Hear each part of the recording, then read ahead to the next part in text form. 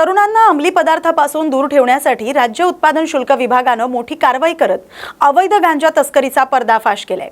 जालना रोडवरील करमाड परिसरात नाकाबंदी करून पांढऱ्या इनोव्हा कारमधून नेला जाणारा 9 किलो 60 ग्रॅम गांजा जप्त करण्यात आलाय। या कारवाईत गांजासह कार असा एकूण 10,53,000 रुपयांचा मुद्देमाल जप्त करण्यात आलाय। बद्रीनाथ खुरमुटे याला अटक करण्यात आले। त्याच्या विरोधात NDPS कायद्यानुसार गुन्हा दाखल करण्यात आलाय। पुढील तपास सुरू आहे। राज्य उत्पादन शुल्क विभागाने अंमली पदार्थांविरोधातील कारवाई आणखी तीव्र करण्याचा इशारा दिलाय।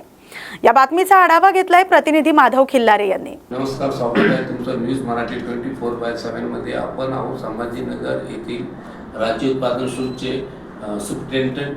आपण जाणून घेऊया त्यांनी काल धडाकेबाज कामगिरी केलेली आहे। भरपूर असा गांजा वगैरे आणि बेकायदेशीर जे दारूचा धंदा करतात त्यांच्यावर त्यांनी लगाम बसण्याचं काम केलेलं आहे। जाणून घेऊया त्यांच्याकडनं त्यांची प्रतिक्रिया। स्वागत आहे सर तुमचं न्यूज मराठीमध्ये। नमस्ते। काल दुपारी गोपनीय माहितीच्या आधारे आमच्या टीमने गाडी जळगाव करमाड इथं एक इनोव्हा कार अडवली पांढऱ्या रंगाची आणि त्या कारची झडती घेतली असता त्यांना 9.06 किलो गांजा सापडला आणि त्या गांजाची आणि त्या जप्त मुद्देमालाची एकूण व्हॅल्यू 10.53 लाख एवढी होते। तसंच त्या आरोपीला त्यांनी अटक केलं असून NDPS ॲक्टच्या त्या कलम 8 आणि कलम 20 प्रमाणे त्यांची कारवाई चालू आहे आणि सध्या त्या आरोपीची आमच्याकडे कस्टडी भेटली असून पुढील आम्ही तपास करत आहोत आणि माननीय आयुक्त आणि माननीय जिल्हाधिकारी यांच्या झिरो टॉलरन्स धोरणानुसार उत्पादन शुल्क विभाग या अंमली पदार्थावर कारवाई करण्यासाठी कटिबद्ध आहे। सर तरी पण सुद्धा काही खेड्यागावामध्ये दारूची विक्री सर्रास होते आहे सर, त्याच्यावर काय बोलणार सर? या अनुषंगाने मागच्या 6 महिन्यामध्ये जवळपास 2372 कारवाई राज्य उत्पादन शुल्क विभागाने केलेल्या आहेत। तसंच ही पुणे दुर्घटना जी झाली त्यानंतर आम्ही 60 ठिकाणी हातभट्टे मागच्या 15 दिवसांमध्ये व्यवस्थित केले आहेत आणि आमची टीम स्टाफ संख्याबळ कमी असताना सुद्धा खूप उत्तम काम याच्यामध्ये करत आहेत आणि ज्या गावामध्ये अवैध मद्याची विक्री चालू आहे त्या गावामध्ये आपण ग्रामरक्षक दलाची स्थापना करून त्या गावाचं याच्यामध्ये सहकार्य घेऊन आपण त्यांचं निर्मूलन करणार आहोत। सर अंदाजित आतापर्यंत किती धाडी झालेल्या आहेत? अंदाजित आतापर्यंत 2372 धाडी आमच्या झालेल्या आहेत आणि मागच्या 15 दिवसामध्ये 60 आमच्या धाडी झालेल्या आहेत। सरसकट कर्जमाफीसह शेतकऱ्यांच्या विविध मागण्यांसाठी सुरू असलेल्या आंदोलनाला पाठिंबा देत अडोळी येथील शेतकऱ्यांनी तीव्र आंदोलन केले। क्रांतिकारी शेतकरी संघटनेचे नेते रविकांत तुपकर यांच्या नेतृत्वाखालील आंदोलनाला पाठिंबा देत शेतकऱ्यांनी सरकार विरोधात घोषणाबाजी केली। शेतीमालाला हमीभाव, वाढता शेती खर्च आणि कर्जाच्या समस्यांवर तातडीने निर्णय घेण्याची मागणी करत आंदोलकांनी दुचाकी जाळून निषेध व्यक्त केलाय। मागण्यांकडे दुर्लक्ष झाल्यास आंदोलन आणखी तीव्र करण्याचा इशारा शेतकऱ्यांनी दिलाय। राष्ट्रवादी काँग्रेस पक्षाच्या नाशिक ग्रामीण दिंडोरी लोकसभा मतदारसंघाच्या जिल्हाध्यक्षपदी दिलीप खैरे यांची नियुक्ती करण्यात आली। नियुक्तीनंतर त्यांनी मुंबई इथं राष्ट्रवादी काँग्रेसच्या राष्ट्रीय अध्यक्षा सुनेत्रा पवार आणि खासदार पार्थ पवार यांची सदिच्छा भेट घेतली। यावेळी आमदार पंकज भुजबळ यांच्यासह नाशिक जिल्ह्यातील प्रमुख पदाधिकारी उपस्थित होते। पक्ष संघटनेतील योगदान, कार्यकर्त्यांशी असलेला संपर्क आणि पक्षवाढीसाठी केलेल्या कामाची दखल घेत नेतृत्वानं दिलीप खैरे यांच्यावर ही जबाबदारी सोपवली। यावेळी त्यांनी पक्षाच्या वरिष्ठ नेत्यांची भेट घेऊन त्यांचा सन्मान केलाय। दिंडोरी लोकसभा मतदारसंघातील प्रत्येक गावापर्यंत राष्ट्रवादी काँग्रेसची विचारधारा आणि विकासाचा अजेंडा पोहोचवण्यासाठी कटिबद्ध राहणार असल्याचं दिलीप खैरे यांनी सांगितले। सरसकट कर्जमुक्ती, हक्काचा पीक विमा आणि शेतकऱ्यांच्या विविध मागण्यांसाठी बुलढाण्यात शेतकऱ्यांनी अनोखं आंदोलन केलंय। रविकांत तुपकर यांच्या बेमुदत अन्नत्याग आंदोलनाच्या समर्थनार्थ शेतकऱ्यांनी भीक मागो आंदोलन केले आणि शासनाचा निषेध केलाय। क्रांतिकारी शेतकरी संघटनेच्या नेतृत्वाखाली शेकडो शेतकरी आणि कार्यकर्ते रस्त्यावर उतरले। कंगाल सरकारला भीक द्या अशा घोषणा देत बाजारपेठेतून पैसे जमा करण्यात आले आणि ही रक्कम जिल्हाधिकाऱ्यांमार्फत शासनाला सुपूर्द करण्यात आली। शेतकऱ्यांच्या मागण्यांकडे तातडीने लक्ष द्यावं, अन्यथा आंदोलन तीव्र करण्यात येईल असा इशारा यावेळी देण्यात आलाय। रविकांत तुपकर यांच्या आंदोलनाला वाढता पाठिंबा मिळत असून सरकारच्या निर्णयाकडे शेतकऱ्यांचं लक्ष लागलंय। 15/6/2026 पासून रविकांत तुपकर हे आमच्या घराच्या निवासस्थानामध्ये संपूर्ण कर्जमुक्तीसाठी आणि पीक विम्याच्या आणि शेतकऱ्यांच्या इतर मागण्यांसाठी उपोषणाला बसलेले आहेत। मात्र सरकारने त्यांची कोणतीही दखल आजपर्यंत घेतलेली नाही। आज दुसरा दिवस असताना देखील सरकारने ना डॉक्टर पाठवले ना पोलीस बंदोबस्त लागला। दुपारी मी येऊन कलेक्टर साहेबांना भेटून गेले, त्याच्यानंतर डॉक्टर तिथे आले आणि पोलीस तिथे आले। सरकारला नेमकं या आंदोलनाकडे दुर्लक्ष करून साध्य काय करायचं आहे?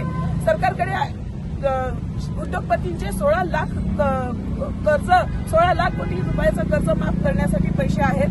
पण आमचं थोडं जे कर्ज आहे ते माफ करण्यासाठी आम्हाला जाचक अटी आणि शर्ती आमच्यावर लादत आहे सरकार. म्हणून सरकारकडे पैसे नाही, सरकार शेतकऱ्यांसाठी कंगाल झालेलं आहे. म्हणून आम्ही आज भीक मागो आंदोलन केलेलं आहे आणि आमच्या भिकेरूपी आलेले पैसे आम्ही सरकारच्या खात्यात जमा केलेले आहे आणि सरकारला सांगितलेलं आहे की तुमच्याकडे पैसे नाही आमची कर्जमाफी करण्यासाठी, आमची कर्जमुक्ती करण्यासाठी. म्हणून ही आमच्याकडून भीक घ्या आणि आता तरी डोळे उघडा आणि आमची कर्जमाफी करा आणि रविकांत भाऊ तुपकर यांच्या उपोषणाची गांभीर्याने दखल घ्या.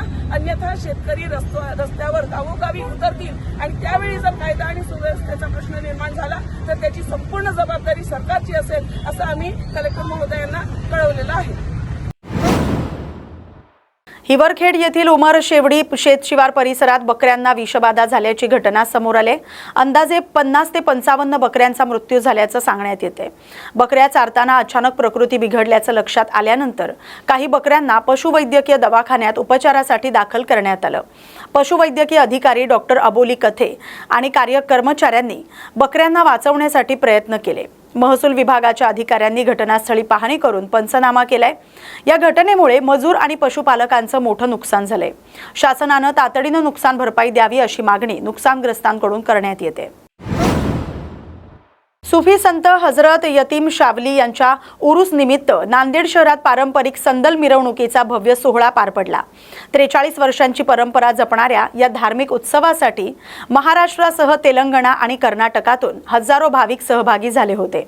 इक्बाल नगर येथील आस्ताना हबीब येथून सुरू झालेली मिरवणूक ढोल ताशांच्या गजरात दर्ग्यापर्यंत पोहोचली. आस्ताना हबीबचे गुरु मौला सय्यद मासूम अली शाह कलंदर यांच्या हस्ते धार्मिक विधीनुसार संदल चढवण्यात आला. जात धर्माच्या पलीकडे जाऊन सर्व समाजातील नागरिक सहभागी झाल्यानं हा उत्सव सामाजिक ऐक्याचं प्रतीक ठरला. भाविकांसाठी महाप्रसादाचं आयोजन करण्यात आलं.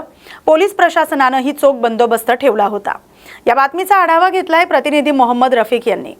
तकरीबन 40-43 साल से संदल निकलता और मौला सैयद मासूम अली शाह कलंदर के सरपरस्ती में संदल निकाला जाता.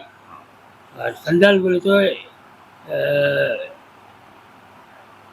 आस्ताने हबीब, Gadigaon road, near Fatima girls school, Nanded, वहाँ से बोले तो तुम्हारे टायर बोर्ड दिगलू नाका होते हुए चौक में आता है.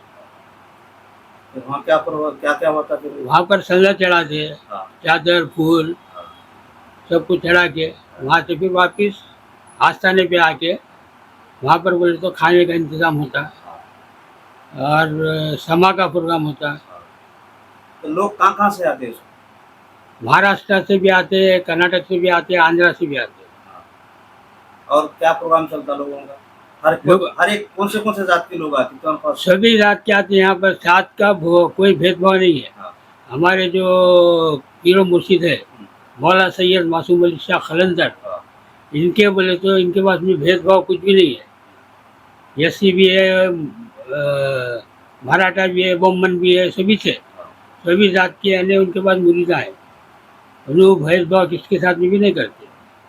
तुम्हारे गुरु के परंपरा के अनुसार तुम समझो उनके बताए गए रास्ते पर चलते हैं समझो? बिल्कुल बिल्कुल बिल्कुल चलते. शांति के मार्ग पर सब चलते हैं. हाँ, शांति के मार्ग में चलते.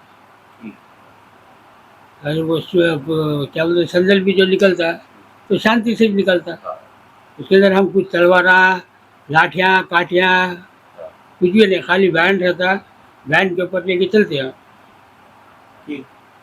और ये रहते हर महीने को यतीम शाह बाबा की न्याज होती है. और जितने भी यानी मौला अली सरकार के प्रोग्राम्स रहते हैं, हसन हुसैन सरकार के प्रोग्राम रहते हैं, सरकार के प्रोग्राम रहते हैं, 12 रबी अव्वल, ऐसे पूरे प्रोग्राम साल भर चलते रहती है. उसके अंदर में कोई गुंजाइश नहीं रहती, समझो प्रोग्राम नहीं करना ऐसा बोल के गुंजाइश नहीं रहती. पूरे प्रोग्राम करते साल भर. तो ट्रस्ट के समझो, ट्रस्ट के तुम क्या सदस्य है, सचिव है क्या? मैं सचिव. पेडगाव येथील स्मशानभूमीतील विविध समस्या सोडवण्यासाठी सामाजिक कार्यकर्ते, ग्रामस्थ आणि पत्रकारांच्या पुढाकारानं विकास कामांना सुरुवात करण्यात आली। 17 जूनपासून प्रत्यक्ष कामाला प्रारंभ झाल्यानं ग्रामस्थांमध्ये समाधानाचं वातावरण आहे। स्मशानभूमी परिसरातील स्वच्छता, मूलभूत सुविधा आणि आवश्यक सोयींच्या अभावामुळे नागरिकांना अडचणींचा सामना करावा लागत होता। ग्रामस्थांच्या सहकार्यानं परिसर स्वच्छता, आवश्यक बांधकामं आणि सुविधा उभारण्याचं काम हाती घेण्यात आलंय। गावातील सार्वजनिक प्रश्न सोडवण्यासाठी प्रशासनाची वाट न पाहता ग्रामस्थांनी एकत्र येऊन घेतलेला हा पुढाकार कौतुकास्पद असल्याची भावना नागरिकांनी व्यक्त केली आहे। या उपक्रमामुळे पेडगाव स्मशानभूमीला नवीन रूप मिळणार आहे।